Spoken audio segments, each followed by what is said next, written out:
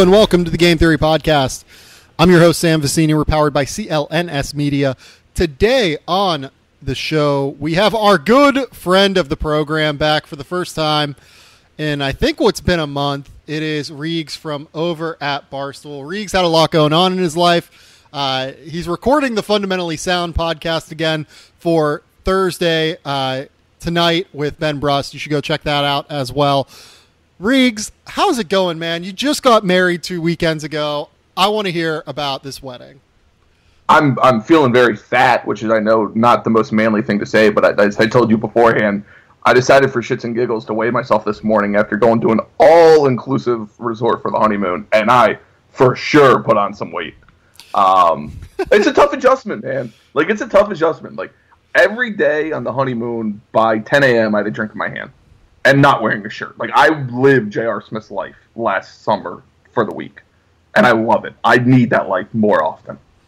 Yeah, like I was telling you before the podcast, I think Laura and I are going to go on a trip to Mexico, in August or something like that. Just because I need vacation in my life, especially after the last month or so where it's crazy with the draft. And then July, I'm in Las Vegas for 10 days of the month because of Summer League and because of AAU basketball that I want to head out to this year. It's just a crazy, crazy month. And after that, you just need to decompress. That's why so many people just take August off in college basketball, because it's really necessary once you get past this insane stretch from NBA playoffs, NBA finals, NBA draft, AAU summer league, everything like that. Then you just gotta decompress. So I'm glad you got a chance though to go for your honeymoon. Did everything go off without a hitch during the wedding? Yeah, it shockingly did.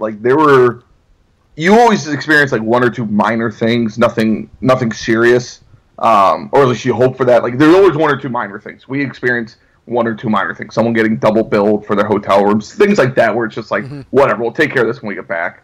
Or our parents were taking care of it while we were gone, things like that. But in terms of the general consensus of the wedding and the whole thing of the wedding, yeah, it went off without a hitch. Although I did get into a shouting match while we were doing wedding pictures. So we were on the 9th fairway of a golf course taking pictures, and some guys are trying to tee off and yelling at us to move. I did not handle that well. So, did the golf course, what the hell? That is the weirdest thing, that the golf course would not just, set it up so that you guys had, time, in between tee times, It was supposed to be set up that way. These guys it was just a twosome, two old guys, kind of, I think they were playing, just kind of bouncing around the course, because we got married in, the garden section, and the reception was inside in one of their rooms. So we just quickly ran out there for pictures, and yeah, when they yelled, I lost it at that point. Yeah, no, I don't blame you. I mean, I was at a wedding that weekend as well. Yeah, you were up in Cleveland? I was up in Cleveland for a wedding. The only thing that went wrong was that we got asked to leave the hotel bar at around 1:30 at night because there was a cop there, and we were gambling on the table with dice and money. And the cop was like, "Are you guys serious right now? Why?" That should be encouraged. If you said you're at a wedding, if you should have said "Hey, we're at a wedding," it should be all gambling should be legal regardless. But if you say "Hey, we're at a wedding," side bets and things like that should be encouraged. Yeah, we were making side bets. We went bowling the morning of the wedding because we needed just to get out and do something. Right.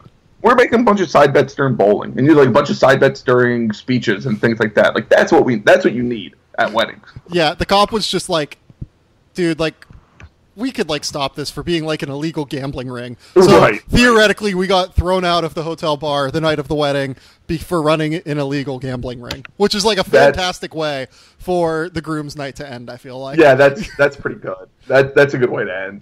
Yeah. Were you in downtown Cleveland, or were you in one of the suburbs? We were in downtown Cleveland. Okay. We went out to, what is it? 3rd Street? Is that the 6th Street? I think it might be 6th Street. One of those, where there were all these bars. We went to the Map Room. We went to a couple other really cool places, in between the ceremony and the reception, because I wasn't in the wedding. I just went out with my buddy Brian and a couple of our friends and a couple of their girlfriends, because Laura happened to be in Australia still at the time of the wedding. So I was just there, and I was drinking and having fun the whole time. Yeah, and gambling. So we just we hit up like 6th Street or whatever. It was a good time. Then we got to the wedding. It was in an aquarium, which was... Oh, that's different. Yeah, it was very different. It was very cool. Yeah, no, like no one fell in the aquarium, so that was good. Always a plus. Always a plus. And then, like, at one point in the night, we go back up to my room and continue, like, illegally gambling, I guess. Like, it's not really illegally gambling, I guess, if it's in, like, our room. And it's, like, in a private setting.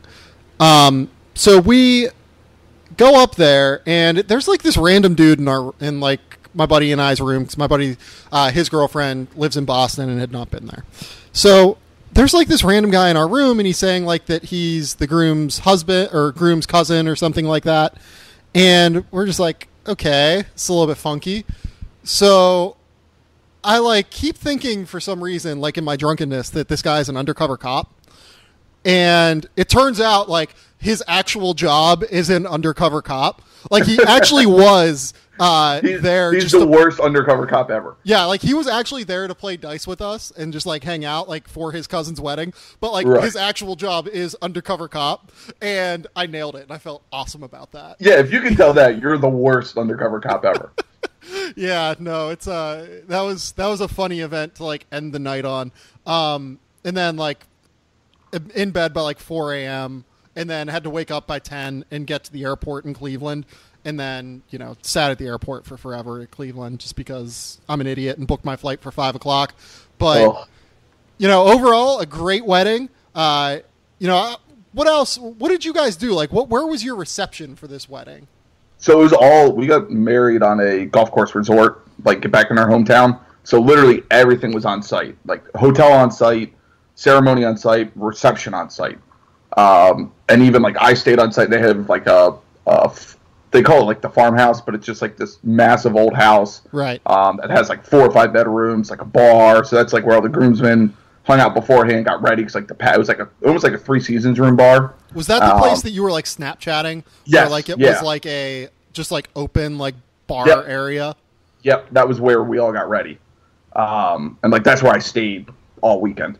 And then. So, like, the ceremony, the reception was just, like, this circular terrace room. It was a little bit up, a little elevated, so it overlooked the golf course. They had, like, they slid open some of the windows for us because it was, like, a beautiful night out, about 8 o'clock. And we had, like, I think we had 3 bars in there, and it just was a party. Yeah. Although, you'll like this, my mother's Sundance, which was my mother's great idea, was one shining moment.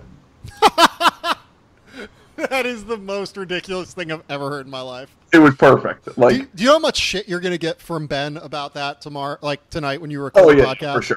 For sure. So we, we came in and we did our first dance right into like father-daughter dance and mother-son dance. We just knocked them all out right when we got in. Yeah. So, of course, like we come in, we do our dance. My wife and her father are dancing like butterfly kisses. Everyone's crying, and then my dumbass steps out there and you hear Luther Vandross's music hit.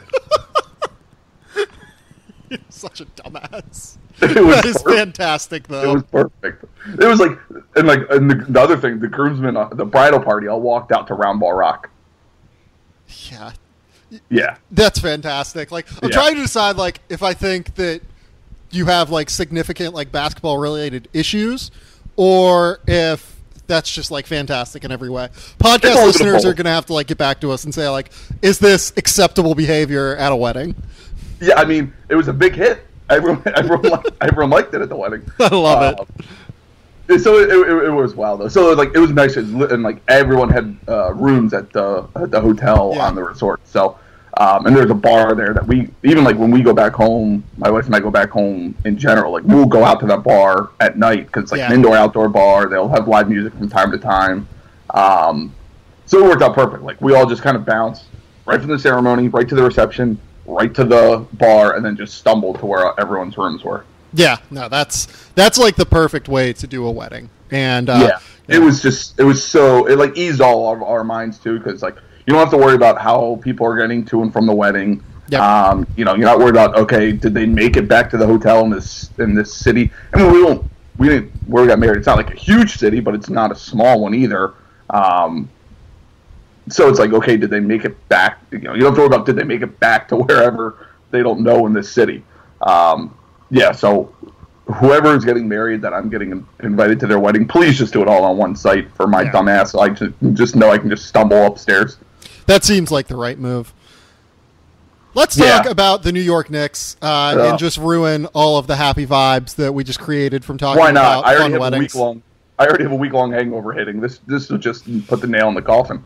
Yeah, you were saying that like you hadn't hit the hangover until today. Like you guys were out like every day on the honeymoon, which you should be, just like having a good time with some couples that you had met. And then today it all hit. And I think that is a perfect time to podcast about the New York Knicks because, good Lord, where is this organization headed? Let's go ahead and set the scene. 31-51 last season, finished 12th in the East. 18th in offensive rating, 26th in defensive rating. Not a whole lot to be excited about here in terms of, overall statistical profile. Did not take nearly enough threes. Nope. Were not good at getting to the foul line. They relied way too much on offensive rebounding. They shot poorly from the field. They did not force turnovers defensively. They were the worst defensive rebounding team in the entire NBA. Just generally not a whole lot of excitement after Jeff Hornacek's year there. A lot going on this offseason as well. They have the number 8 pick, the number 44 pick, and the number 58 pick, I believe, in the NBA draft. Obviously, everything here revolves around Kristaps Porzingis. Derrick Rose is a free agent. Joakim Noah is there for 3 more years because, good Lord, that is the worst contract in the NBA. The Carmelo Anthony saga continues to kind of hang over this organization like a pall. Justin Holiday is a free agent. I'm trying to think. Some of the other like lower level guys on the roster are also without contract. But like, what is your overall feeling about where the Knicks are headed right now? It's like they have potential, but they don't know what to do with it. Because, like you said, Kristaps is a guy you can build around. I really like Hernan Gomez. I really like Kuzmin. I always butcher his name. Kuzmiskis, the Lithuanian guy. Those are like 3 young guys that it's like, wow, that's not a bad core. You have 3 of an 8-man rotation.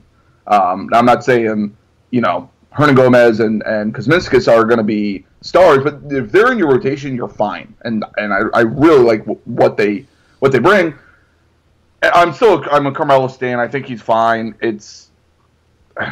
I wish there was something that you could do with him, or really just run him at the 4 and Kristaps at the 5. But for whatever reason, people just refuse to do that. So it's weird. Like, they make some smart things. Like I really liked like Courtney Lee this year, or the Aaron Aflalo contract the year before that, and then just nothing happens because then they do the Joakim Noah contract, and it's just like what do you guys want to do? Like, what's going on with this? So while they have drafted well, I fully expect them to make the right pick at number 8 because they have drafted well with Jackson. The question is just how do they mess it up after that? Yeah, like it does seem like in terms of like young player evaluation, they've really done a pretty decent job. Right. Like they find Lance Thomas even. Willie Hernan Gomez obviously was a really good find. Ron Baker, it seems like could be a rotation player in the future at the very least in that system. Chason Randall was okay. Tim Hardaway they drafted, who ended up being, he's in a rotation on a playoff team. Like they haven't missed terribly on the draft picks under Jackson.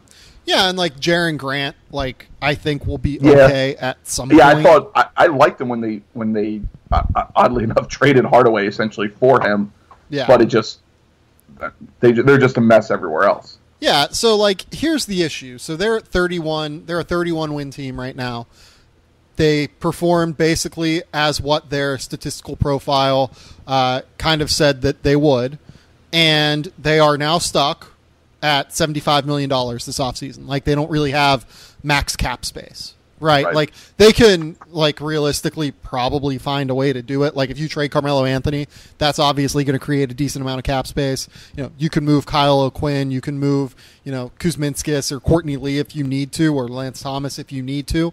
But, like, at the same time, I just don't really understand why they're so far in between the Porzingis era and the Carmelo Anthony era. Like, we see this often with a lot of teams. Like, I think Dallas is kind of in an interestingly similar situation, but they're handling it a lot better. So they're clearly at the end of the Dirk Nowitzki era, but they're also setting themselves up for the short-term future and, you know, 3 years out future by going out and getting a young player like a Harrison Barnes, going out and signing a guy like Seth Curry, who seems like a rotation player going forward. You know, they've made some smart moves. I don't really see that, you know, in terms of the roster with the New York Knicks.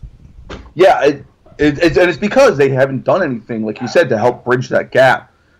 They could do it with this draft because, again, 3 picks, a top 10 pick in it, where they could get, you know, one of those tier 2 type guys, because, I mean, let's face it, Markelle Fultz is the only one really in tier 1, as I think everyone kind of agrees. Yep. So if you get like one of those tier 2 guys, and then I think you mentioned it with Cole about the trade. I think you proposed a trade if you could get like Jordan Bell, if you could package the 2 second rounders for Jordan Bell at like 34.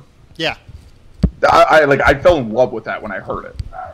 Yeah, like, I'm a big fan of them trying to get into, like, the late portion of the first round. Like, maybe, like, you know, take a look at Utah. Or, you know, the trade that I proposed that you're going to hate was Evan Turner and, like, number 20 for Lance Thomas. I mean, I'd be fine with that just because it's another pick, and I'm not a huge Lance Thomas fan. But, like, it also, like, just adds $10 million more to you. Yeah, you know, like, yeah. I mean, it's Evan Turner, who, again, I don't love Evan Turner either, but yeah, like, Lance Thomas is worth what he's paid at like $6 to $7 million a year. Right. No, Evan Turner is probably overpaid by $6 million a year at $17 million a year. Like, he's still a better player than Lance Thomas in a vacuum, right. But like, he's just a little bit overpaid for what he is. So the question becomes, like, is it worth paying $20 million for like the 20th overall pick or something? I like that idea. It could be. Yeah. It could be because I mean, at 20, you're looking at what, like a Terrence Ferguson or a. I mean, realistically, like a Jordan Bell. Yeah, or I would say maybe one of the other bigs falls. You know, like a Jared Allen, or not that I think they will, but maybe John Collins or Jared Allen or. Oh yeah, like I think it's totally possible that, like, right. You know, at number 20, Harry Giles, John Collins, Jarrett Allen, like, you know, those guys are there. Justin Patton, Bam Adebayo. Yeah, like, you're going to have options at the big spot at number 20. Like, there's just not enough picks before that to where all these bigs are going to go. And then you could pick, like, Derek White. You could pick Shemi Ojeleye. Like, you know, you could pick Jawan Evans, which for me would be, like, the absolute home run pick. But I don't think they'll do that. Or you could pick, like, especially if they go point guard at 8. Right, like, and I don't know that they're going to or not. Like, I think that that's still up for debate. But, like, we'll see. Like, Jordan Bell makes a lot of sense to me as a really mobile defender who's also a really good weak side shot blocker next to Kristaps Porzingis, because he would immediately help your defense and he would make up for some of the mobility questions that Porzingis has. And Porzingis was underrated awesome as a primary rim protector this year. Like, he was really, really good, contested a ton of shots, low percentage at the rim against. Like, there's actually a lot to be excited about with Porzingis as a rim protector at 20 years old or 21 years old. Right, and then now you have 2 guys essentially the same age. Bell's what? Bell turned 22 already, I think. But you have 2 guys essentially the same age that are now rim protectors that you can build your defense around. Oh, and one just happens to be really good offensively in Kristaps. Yeah. Yeah, like, you could do that. Like, I like the idea of them maybe taking on a little bit of money, maybe not, like, you know, the extra $7 million of negative value a year that Evan Turner's contract brings. Right. But, like, taking on some money and getting Evan Turner, or getting, like, a 20th overall pick, right? Getting 22 from Brooklyn, or getting I'd much rather get from the pick. Utah.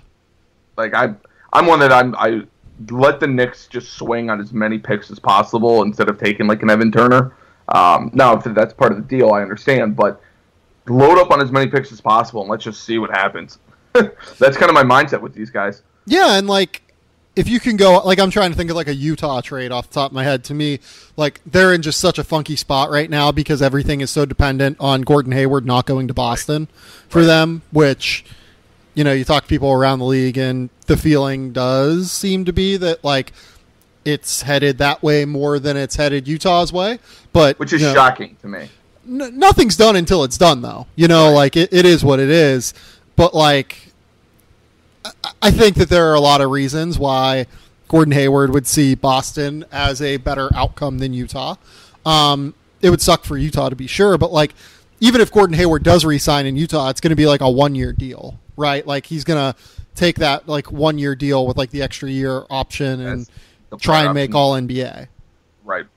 So I don't know, like we'll see with the way that Utah's deal kind of goes down, but the Knicks are in like a real tough spot to try and find that extra pick without taking on a lot of money. Like that's the best way they can do it. They can take on money for a team because they're kind of in that like no man's land between having a lot of cap or having like a little bit of cap space, but not enough cap space, you know?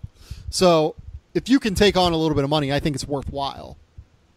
Yeah, I agree. Because, like I said, the Knicks have drafted well under Phil. So it's like if you get a couple extra picks, maybe you find some more like the Hernan Gomez's of the world. That pays off in again where you're trying to transition from this Carmelo to Kristaps era. You almost just have to wait out the Carmelo era at this point and just keep. That's where I lean on just trying to pick up more and more picks. Yeah, no, I think that is a really, really smart move. Let's kind of talk about Phil Jackson here for a second. Were you excited when the Knicks extended Phil Jackson's contract for these last 2 years here? Because they had an option to get out of it here I wish they just end of this year. No, because he's a disaster. Like, yeah, he's drafted well, but he's a disaster. What has been successful about him, again, outside of Kristaps and Hernan Gomez? Like, he just becomes more of a headache. Like, I don't think he's brought anything that's worthy of the extension. Yeah, I would agree with that. Like, you know, all he's done is alienate Carmelo Anthony, trade a good, like, reasonably decent prospect in Jaren Grant, plus a better player than Derrick Rose and Robin Lopez for Derrick Rose. Signed Joakim Noah to the worst contract in the NBA. You know, made a win-now move with Courtney Lee. You know, reasonably made a win-now move with Lance Thomas, even though that's a reasonable contract nonetheless. There's just not a whole lot to be excited about here. Like, he hasn't, like, they have no backup point guard, really. Like, they have not filled out on the wings enough to be competitive in an evolving NBA. Beyond Kristaps, there really hasn't been a whole lot to be excited about. And I know that Kristaps is a really, really big part of this, obviously, and we'll get to him later on in terms of just how awesome he is. But, like, if that's your only thing, you can't really defend keeping the job, right? No. Well, and even look at, like, the Kurt Rambis situation. Like, how do you fire a guy that's, quote, fire a guy, and keep him on staff as a defensive guy, and he sucks there, too? Yeah, the Kurt Rambis thing is a little bit weird. And, like, they have this continuing fascination with, like, playing the triangle more often. Right. And, which like, just creating a renewed emphasis on playing the triangle. And I wonder if that's going to lead them to take, like, and we can get into the draft with this, if they're going to focus on adding, quote-unquote, like, triangle guys versus the best players on the board. Like, in my opinion, there's not really an excuse for any team to select Frank Ntilikina over Dennis Smith, right? Like, there's not really a circumstance that I can think of where I would do that. Yeah, I think the Knicks might do that. Yeah, I mean, I like Smith a little bit better, but I wouldn't be, like, completely outraged about it. I mean, like, one of them is a nuclear, like, unbelievable best athlete in the NBA draft that can also score from all three levels and pass.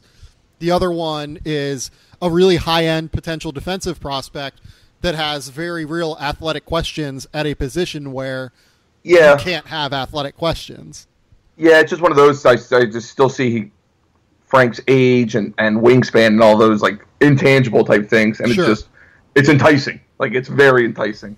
So that's where I'm like, yeah, maybe, but I definitely lean Smith. Like, I want Dennis Smith more, but I wouldn't be on my soapbox like bitching and moaning about it if they pass on him for Frank. It's just one of those. Why would they take him though? Like you said. Yeah, like put it this way, like I would probably rate like Frank Ntilikina as like a B- pick, like on draft night. I would rate Dennis Smith at number 8 at like a B+, like A- pick. You know, like I really like both of them as prospects. I think they're both like, you know, borderline-y potential all-stars. Dennis way more than Frank, just because Dennis's athleticism plays itself so well to the NBA and the way that it's going. But like, I don't know, man. Like it's really, really hard for me to like come up with a very real, tangible reason why Frank Ntilikina is a better prospect than Dennis Smith. Yeah, I mean, there's not a whole lot of reasons, like I said, besides the age type, like I mentioned, the age and yeah, or you're worried about Dennis Smith's knee or competitiveness. There's some bullshit reasons like that, but right, like a lot of them are very. I think that they're real and understandable. Yeah, it's not they're very. There's no statistical measure that you can point to and say this is why. Right. And like you talk to people around the league and like there is a real feeling that like Dennis Smith could fall to like 10.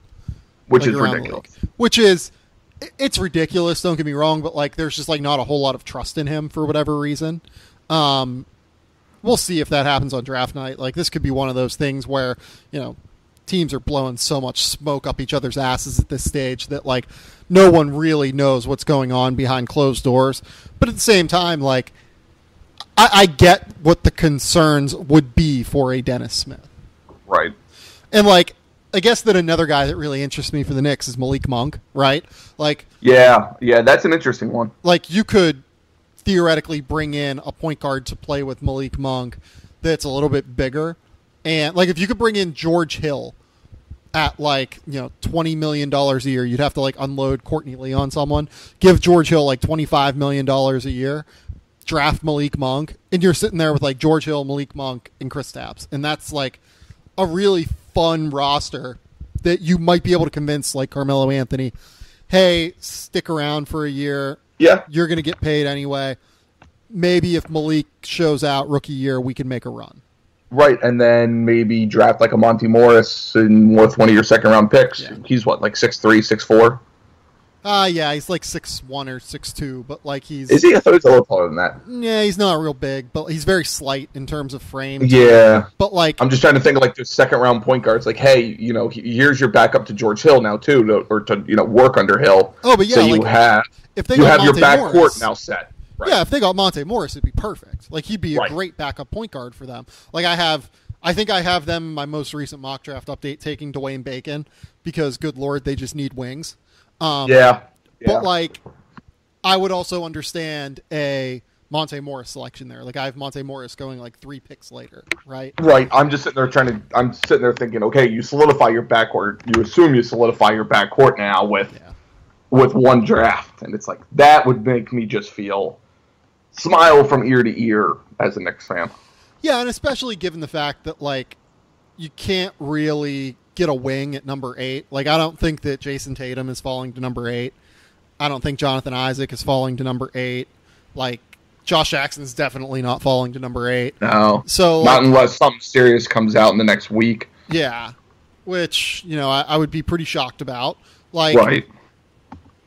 Unless you take, like, Luke Kennard, Donovan Mitchell, Justin Jackson, like something in that tier, which would just be a tremendous reach at number 8, and something we haven't seen the Knicks do in past years in the draft.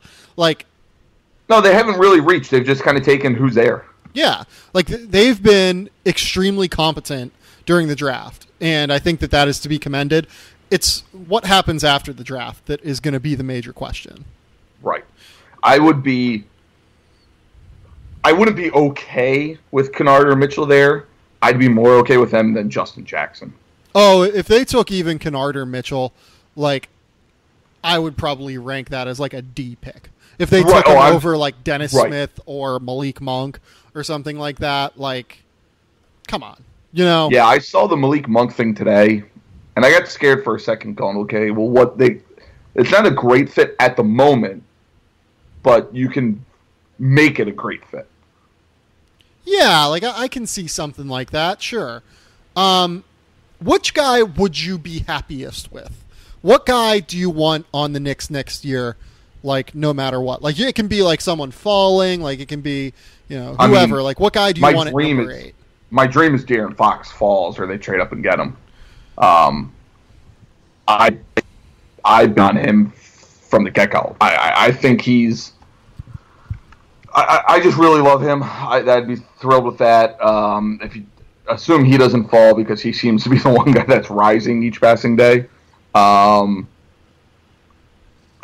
that's a tough question, because like you said, I don't know how Jonathan Isaac fits on that team. I don't know if I'd be thrilled with that. Josh Jackson falling would be amazing, though. Yeah, like I don't think that's going to happen. Right, no, it's pipe dream there. But from that standpoint, like, if you're talking like realistic, I'd probably go Dennis Smith 1, Malik Monk 2. Even though I think Monk's a little bit better prospect, I think Smith addresses more needs with that team. Yeah, well, the thing with Dennis Smith is, like, if the Knicks would just commit to running, like, screen and roll, screen and pop, like, slip screen action constantly on, like, every possession with Dennis and Kristaps, like, okay, that pick makes the most sense in the world to me. You know, like, you would have two incredibly high upside offensive weapons in Porzingis and Dennis Smith, and you'd be putting them next to each other in a complementary manner. Like, that just makes all of the sense in the world to me. Yeah, if you're asking who I think realistic is going to be there at 8, those two are, I think, the clear top 2. I don't like. There's a lot of weird fits around that time. Like I said, like Markkanen. I don't know how he fits in with the Knicks there. Yeah, I don't really like that pick. Like I would be like, I like Markkanen, but I don't like him on the Knicks. Yeah, so do I. Like, it's the same. Like, you probably can't take Lauri Markkanen there. Right. Like, there's not a lot of wings at that spot. Like you said, you're not reaching for a Kennard or a Donovan Mitchell or an Anunoby, one of those guys. Like Zach Collins, maybe. Like, he could be enticing, but I wouldn't like him at 8. You know, I would have the same feeling on that I would on picking Lauri Markkanen. Kristaps is your center of the future. Right. Both Markkanen and Zach Collins are centers. Even Willie Hernan-Gomez is a center, and he's best off at the center position. Like, maybe you can occasionally play, like, Porzingis and Hernan-Gomez together, but they're going to be best off. Your center position is taken care of long term if you're the Knicks. You should be looking at every other spot. Yeah, I'm just trying to think, like, who's even going to be available at that time where it doesn't feel like a reach. And yeah, to me, it's got to be just take Dennis Smith or Malik Monk. One of the two will be there. Yeah, or like if Jonathan Isaac for whatever reason would fall, or if Jason Tatum for whatever reason would fall. Oh, if Tatum falls, you grab him in a heartbeat. Just take them. Like, if they're there, just take them. But, like, I think in terms of realistic options, I think Dennis Smith would probably be my number one option for the Knicks. Yeah, I think so too. Like I said, I like Monk a little bit better as a prospect. To me, they're kind of like the same. Yeah, they're in the same tier, and if you want to rank them, they're probably like 7 and 7A. But I think Smith addresses more needs than Monk for the Knicks. Yeah. Now, if you say like the Magic or something like that, I like Monk a little bit better on the Magic, or fill in your blank with the team. To me, it's just team fit for those two guys. With the Knicks, it's Smith. Yeah, and I think team fit is really, really important too. Like, you need to make sure that you're putting players in complementary positions with each other. and can make each other better and develop in the right manner. Like, there's always this, best player available versus, quote unquote best fit. Well, like, given differences in schemes around the NBA, like, the best player available for X team is often also the best fit, Right. So, yeah, I definitely believe in making sure that you're getting complementary pieces for each other. Let's talk about the Knicks offseason. Is there any circumstance where you want Derrick Rose back? No. Well, if he could get James Dolan out of there, then sure. Like, if you make a trade, I get Derrick Rose on a 3-year deal for James Dolan to leave, I take it. And I'll pitch in money. How much money are you pitching in? As much as I can afford. Yeah, Derrick Rose, I don't understand why they would really consider bringing him back. Zero reason to bring him back. Yeah, he just doesn't foster enough ball movement within their offense. Like, I get that, he kind of had a relatively, okay year, right? Like, he averaged 18 points. He showed some sign, showed a couple games, you're like, oh, wow, like, he's still Derrick Rose. Right, like, he was slightly, more efficient, I guess, than what he'd been in past years, but was still 2% lower than the league average true shooting percentage. The funniest stat for the Knicks with Derrick Rose on the floor this year for me, with Derrick Rose off the floor, the Knicks averaged a 60% assist rate, so they assisted on 60% of their buckets, right? With Derrick Rose on the floor, it was 50.8. That is a hell of a number for a point guard. That's so bad. And so bad. The Knicks offense was 5 points better with Derrick Rose on the floor this year. Like, they were a 110 offense with Derrick Rose on the floor. Okay, but put him with anyone other than Kristaps, and that's going to be a significant problem. Right. Like, I just don't. Like, he's not a good defender at all. The Knicks' poorest defense was all the way up to a 114 rating whenever he was on the floor. He's just not efficient enough to foster that little ball movement on the floor. Like, if he was a 60 true shooting percentage guy and their assist rate went down that much, it would be fine. But he's just not that guy. Like, he just is not capable of that anymore. Yeah, another thing is, why would you bring him back? Like, the whole point is to be going younger, right? Like, Derrick Rose, that feels like a win now type signing.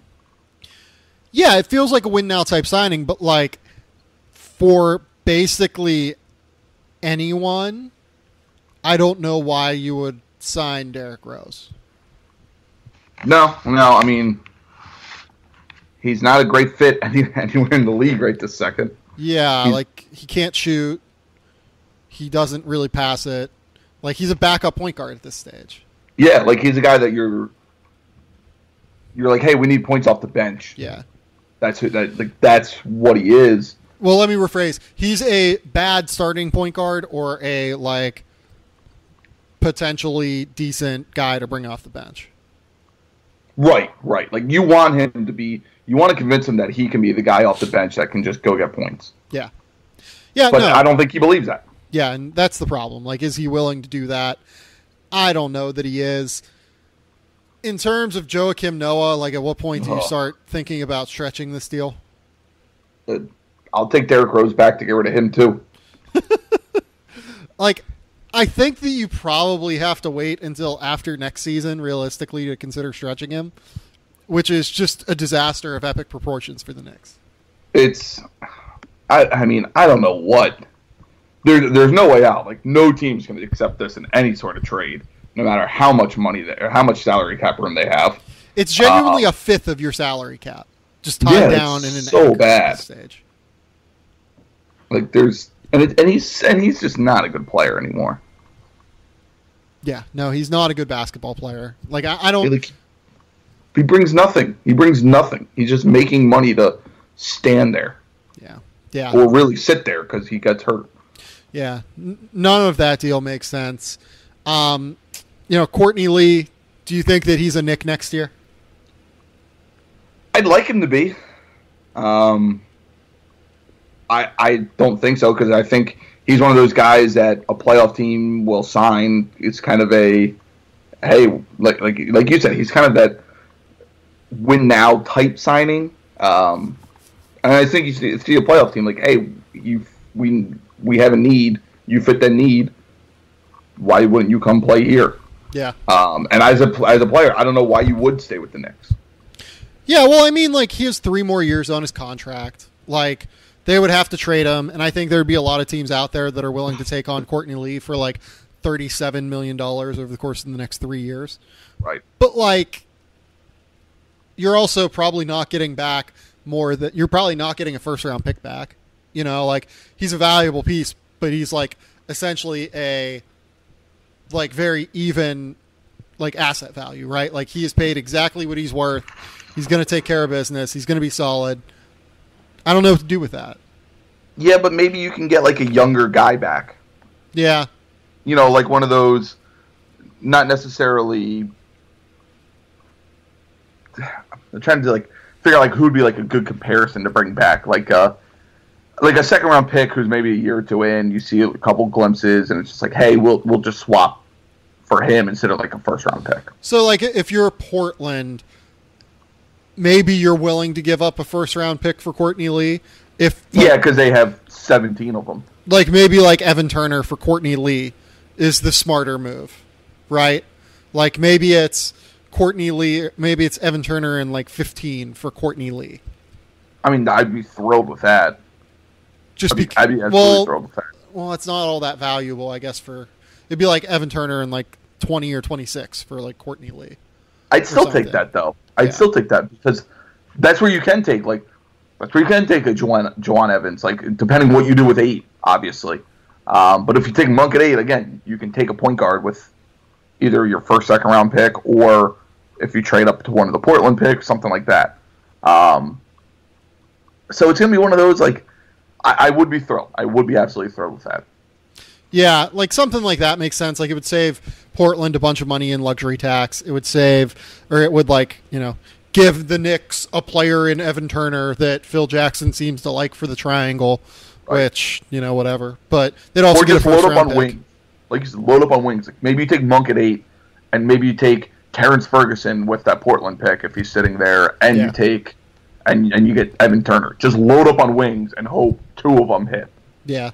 Yeah. They're like, the Knicks are just in a really weird spot this offseason. Like, they should really be trying to just I came up with that idea of, you know, maybe you get George Hill and maybe you take Malik Monk and you can make a run for it. But, like, I don't think that's the smartest outcome, I guess. No, it's not. Like, the smartest outcome is them selling what they can, taking a step back, being really shitty for the next couple of years, and then, like, just building around Kristaps Porzingis, whoever they take at number 8, and whoever they take it within this draft and into perpetuity in the draft.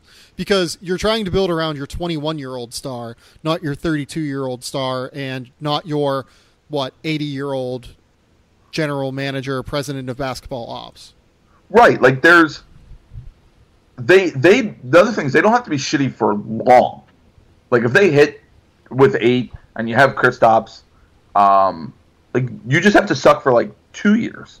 Yeah. It's not like a 4-year process like we've seen Philly go through or things like that. Like, they have their star already. You have that player, right. You're just trying to find 1 or 2 other guys to be not necessarily stars, but that core trio. Which, again, you might only need 1 draft to get through. Maybe you hit back-to-back drafts. Like, if you hit at 8, and let's say you suck this next year, and you hit at 4 in the 2018 draft, right there, you have 3 guys all between, let's say, 19 and 23 at that point. Like, there you go. That's the recipe. Just deal with it. Like, just sell stuff and start doing that.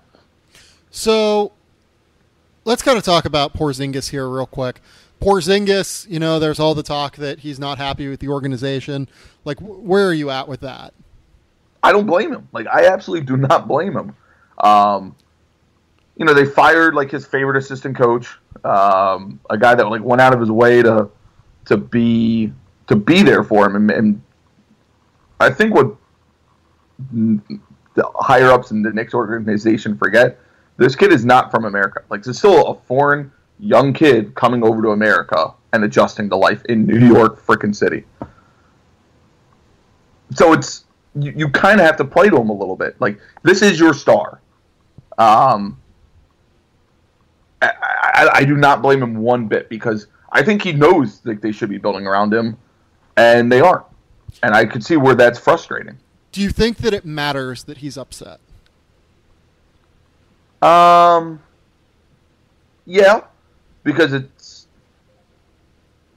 like, just with the knowledge that, like, okay, he's at least a Knick for another, realistically, like 6 years. Yeah. 5 years maybe, but, like, you know, like, there's still a long time until he is going to hit free agency. Right. It's one of those where I feel like it's upset. I hope it sheds light and maybe opens up eyes in the front office. Maybe someone can get in the ear who Dolan trusts or something like that. But it's not comforting as a Knicks fan, because we've seen them panic. Like, who's to say they panic and don't trade, or they panic and trade him, or they panic and try to build the wrong way around him. Can you imagine Phil Jackson trading him and then, like, resigning the next day? I could, because it's the Knicks. Like, I absolutely could believe that. Like, I could see him trading him to Chicago or the Lakers for the hell of it, just to really rub salt in the wound, and then just walking away and be like, it's not my problem anymore. Yeah, I'm good. We're good. Right, thanks, guys. Right. Like, hey, heading back to Montana. 1973 was a lot of fun. Don't forget. It's a mess. That's why I hated extend. I wasn't thrilled with the Jackson signing to begin with. Now when you extend him, it's even a bigger joke. Yeah, look, like, I'm not someone that is, like, 100% against, like, former coaches and former players getting into these, like, positions of power. Right, like, it makes sense. Like, I can understand why it's enticing to bring them in. I mean, here's what I'll say, though. Like, you know, Danny Ainge is a really good example of one of these guys who has stepped up and done a great job building Boston over the years. You know, David Griffin, Bob Myers, former player. Don't believe he ever got to the NBA, but, like, former player at UCLA, became an agent. Like, did a great job coming up through the business side of things, though. Daryl Morey at Houston, great example. R.C. Buford, great example. Like, a lot of the best executives around the NBA. Like, I'm even a fan of Tim Connolly in Denver. I'm a fan of Sam Hinkie in formerly of Philadelphia. Like, a lot of the best executives around the NBA do not have that experience, and I think that says something. You know, I'm not saying that that like former players and former coaches can't be effective executives and effective general managers and coaches and everything. But I think that there is something to it that the best ones, for the most part, aren't, like, former NBA stars and NBA players. I think you need the right mix in the front office of former players, and because there is something that a former player or former coach can look at and say, you know, yes, the numbers might say this, but I'm telling you, this is what he's doing. Like the little intricacies of a game that you just don't know without playing. Sure. And then the number side, obviously, like you said, that helps with all the salary cap things. That's way above the head of most former players and coaches. Which, to me, to be honest, though, in roster building is more important than the little things that, like, former players provide. For sure, because it's all the little things. Like, what you need is the former player or coach to say, here's a list of guys I like. Out of this list of 20, what can we do to get them? Mm-hmm. And then finagle around with contracts. Okay, well, we can offer this, and this, and just go down each way. That's where you need the mix. Yeah. Yeah, no, I mean, former players are certainly excellent evaluators, I think, in terms of talent. Right. At least in many cases. I think some of them aren't, but, you know, in many cases, I think that they certainly do a great job of evaluating. Ones that are good evaluators who have gotten general manager jobs and, front office jobs, they certainly do a great job of evaluating talent. But yeah, ultimately it comes down to me, like, I think that the cap side of things and being an expert in that is much more important, and like being an expert in the CBA minutia and all of that is a much more important aspect of being a general manager than simple player evaluation. I mean, I agree completely with that. And that's like the kind of stuff that I don't think we've seen Phil Jackson be super competent in. And like, I'm not saying, like, I'm sure that he doesn't really handle it. I'm sure that who's their general manager, Steve Mills, is that right? Yes. Yeah, like, I think so. Yeah. I'm sure that he handles a lot of that side of it. But at the same time, you know, I like the idea of having a head guy in charge who not only knows like the scouting and evaluation side of things and the coaching side of things, but also knows what effect this will have long term on our flexibility as an organization. Yeah, you need someone that, like I said, you need someone that can sit there and say, hey, it doesn't make sense to just go offer the most amount of money to this guy because you really like him. Yeah. Yeah, and like I said, there have been plenty of examples of good players. It's just like... Oh, for sure, for sure. They need to learn the intricacies as well, and I think that oftentimes that doesn't end up happening. Let's talk real quick about Carmelo Anthony. What happens with Melo this summer? Do you think he's a Knick? Yeah, I think so. Which is fine. Like, you can, like... I would be you fine can win with with being Melo. a Knick if I was a Knicks fan. Right. Like, you can win with Melo. You just have to properly play with Melo. And what they're currently doing does not fit that. Like, you need to sit down with Melo and say, listen, you're still going to get your buckets, but this is... And you can still be the, quote, leader of the team, but we're building around Kristaps. We're not building around you. Yeah. Yeah, and like, I don't know that he wants to do that, but... No, but I feel like you would buy into... Like, he would buy into that. Like, he's been around enough, and he's seen enough to go, hey, I can still be the guy. I can still be, quote, the guy, even though they're not building around me. So, I think that the spot for him is probably the Clippers, right? Like, that seems to be the most likely trade outcome if he's to go anywhere. Unless Paul leaves. If Paul leaves, then I don't think he accepts that trade. Yeah, unless Chris Paul leaves. Like, if Chris Paul leaves, that organization is in an interesting spot. I think that either none of Chris Paul or Blake Griffin leaves, or one of them leave. Like, I don't think both of them leave. No, I agree with that. Like, I can see one of them going. I can see none of them going. I can't see both of them going. If one of them, or really, if one of them goes, I think it's hard to make the argument that it's worthwhile for the Clippers to trade for Carmelo Anthony. But where this kind of complicates factors is, like, say the Clippers let Blake Griffin go and re-sign Chris Paul and can bring in Carmelo Anthony and get his bird rights, and then can, like, set up all their contracts to try and make a run the next offseason at LeBron James. That becomes really interesting, because I can definitely see a circumstance where LeBron James is like, all right, I want to play with my friends Chris Paul, Carmelo, and we'll kind of see where it goes from there in terms of who else we can get. Yeah, and what does he care at that point? He's already got Cleveland their title. He's solidified himself as one of the two best players in the world to ever play basketball. And then he gets to go, like you said, he gets to go play with his friends at the twilight of his career. Yeah, and, like, not only does he get to go play with his friends, but, like, he has a lot of business, like, stuff going on. He has a house in LA, too. Yeah, like, he's a house in Beverly Hills. Like, you know, he, has a lot of business interests out here in terms of setting up his long-term future after his playing days are over. I think that there is a lot of sense to him trying to become a Los Angeles basketball player, be it with the Lakers or the Clippers.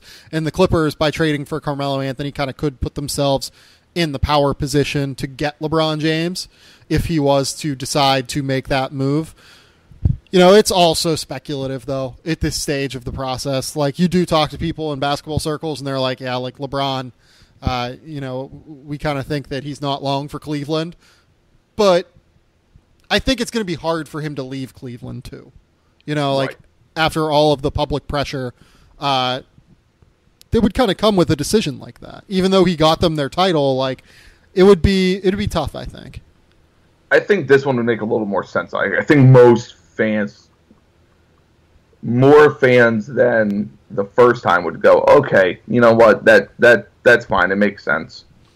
And to be honest, like, I'm sure he would handle it better too. Oh, for sure. Like, he's not doing an ESPN special on it, that's for sure. Yeah, like that would totally change things as well. What else do you want to talk about? Anything going on with the Knicks that we need to talk about that we've missed? I mean, no, they just need to get Rambis out of there. They really just need to clean house. I mean, there's just like a stinky fart sitting in that organization and it just won't leave. Yeah, it's really, really hard for me to kind of come up with any sort of like reason for this front office to still like be in charge there. You know? Right. I mean, just like I don't even necessarily hate Hornacek, but I'm fine literally just clearing house with everybody. Clear the coaching staff, clear the front office, and start from new. Well, ultimately, the biggest problem is that the guy at the top is the issue, right? Yeah, like, I mean that's 100% the biggest problem. Like, that's what creates the toxic culture. The fact that, you know, they have this guy at the top that, you know, is just so relatively incompetent. Yeah, and he's a walking disaster.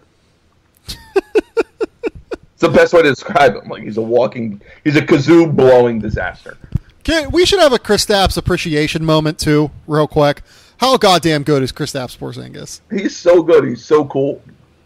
Like, how awesome is it that, like, this dude just, like, shoots his shot publicly on Instagram, like, constantly? Like, this giant Latvian just comes on over to New York City and just, like, immediately, like, talks about how he loves, like, old school rap, poses with, like, the picture with the car, and then just shoots his shot publicly and admits it. Just like, man, what do you think I'm trying to do? Didn't he say, like, at one point, like, shoot or shoot? Yeah. Like, he's like, come on. He's a 21-year-old kid. Like, what do you... That's the best thing with that. It's like, I think people forget he's only 21. And it's like, how did you act when you were 21? Now throw in all the fame and fortune, and you probably act like a bigger dumbass. Yeah. No, I love everything about the Kristaps Porzingis experience.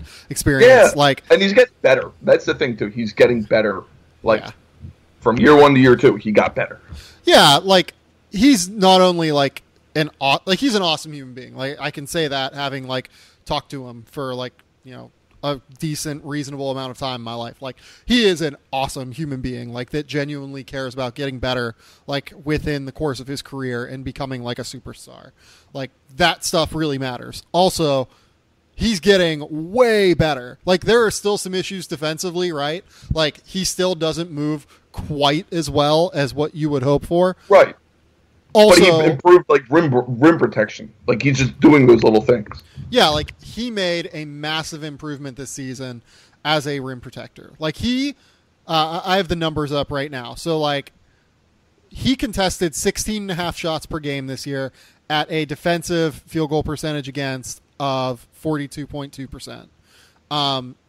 Last season, in 2015-16, he contested 13 and had, like, a 42 defensive field goal percentage against. So he's clearly becoming more active. He's figuring out ways to use his length, use his size to really affect shots at the rim, to really affect shots kind of within that, like, 10-foot radius of the basket. And that's a huge factor for him. Like, I've never been a big fan of super giant players, like, as I've said before, because I think that generally they just lack the mobility to deal with so many of the hyper elite quick guards in the NBA. With Porzingis, it's a little bit different because you at least feel like he has the potential one day to become, you know, fluid enough athletically and combined with his rim protection to be like this potential all-NBA defender. Yeah. Like, yeah, he's not there yet. Awesome. He's not nearly there yet, but, like, he could get there. Right. Yeah, I think he's awesome. I love him. Yeah, I hope and, he like, stays in New York for a long time, and I hope he's successful there. And, like, the shooting got better this year. The passing got better. Like, one big thing, like, we mentioned that number with Derrick Rose earlier, where the Knicks had like 10% less of a assist percentage whenever he was off the floor, or 10% higher assist percentage with him off the floor. The Knicks actually had a 5% better assist rate with Kristaps Porzingis on the floor. And I think a lot of that has to do with the fact that he's really willing to make the extra pass. Like, he's not necessarily this awesome creator for others who's going to like drive and kick to his teammates, but he's really good at making the extra pass, and he's really good at creating space for his teammates due to his 3-point shooting. Right. And then he became more efficient, like within the 2-point range. Like, he was a somewhat better finisher around the rim this year. Like, he made 70% of his shots at the rim. Like, there's just so much to be excited about, in my opinion, with him. Like, he can do, like, he is genuinely a potential like top 10 player in the NBA. Yeah, I'm curious to see what his next development is, or what he improves next. Yeah. Maybe it's going to be something, and he's going to get scarier and scarier each year he's there. I just wonder if it's like he just gets way fucking better at like everything. I think year 4 is the year that happens. Yeah. Or like year 4 going into year 5. Yeah, I mean, he'd still be like 24 then. And with big guys, like, it takes time, especially guys that are 7'3" and still growing into their frame. Right, and getting stronger. Yeah, no, Kristaps is awesome. Knicks fans, I'm very glad that you get to have this outrageous, awesome, ridiculous player on your roster for the rest of the next 5 years at least. Reags, tell me what is going on in your life. What do we got coming up over the course of the next week? So I'm recording my podcast later tonight, so after everyone's done listening to this, they can catch former Wisconsin guard Ben Brust and I talking kind of like the Ohio State Butler situations going on over a Fundamentally Sound podcast on iTunes, SoundCloud, all that good stuff. Knocking out like the top 10 prospect profiles that I've been doing, so those are starting to come out starting today. I had Mark Hannon today. I'll probably do Malik Monk tomorrow. So those are on Barstool Sports. And I tweet those out on Twitter at Barstool Reags as I try to adjust life to wearing shirts again during the day. Yeah, I feel like having to wear a shirt like is just miserable because you actually go into a desk job. Right. Like, I didn't wear a shirt or shoes for a week, and it was awesome. Yeah, no, I'm very, very sorry for you there. In terms of what I've got going on Friday, I will have a really fun podcast. I believe it's going to be the 76ers. We will see there for sure, though. You will get that on Friday. This is an extra podcast for the course of the week because I got behind in terms of doing team-based previews and wanted to try and get as many of these things out before the draft as I could. Needed to wait for Reags to get back from his honeymoon. I am glad that he's back. I'm glad that he's going to be here for the NBA draft and get a chance to see what's going down. You can follow my mock drafts over at Seth'sDraftHouse.com. Doing a great job over there with Seth Davis. A lot of really, really great writers, like, all these fucking Pulitzer Prize winners like George Dorman and Alex Wolf, and even like Seth is like a 25-year writer at Sports Illustrated, and then there's my asshole self. So like you can come like read all these awesome writers and then me.